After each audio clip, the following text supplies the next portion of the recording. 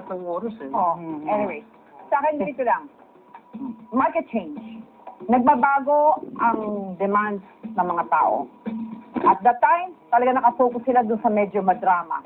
Ngayon, mas gusto nila ng action and fiction. So, yung mga artista, sometimes, a lot of times, they cannot cope with the market change. So, dito din pumapasok yung talento. Kung dapat you go with the demands and the market change. Mag-hone in kayo ng talent nyo.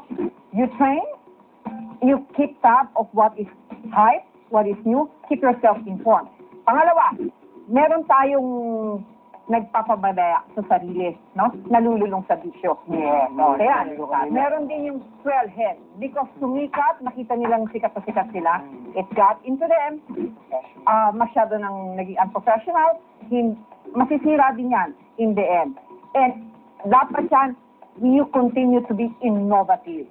Kasi laging gusto ng tao yung bago. And of course, you have to be beautiful. Innovation, reinvention, yan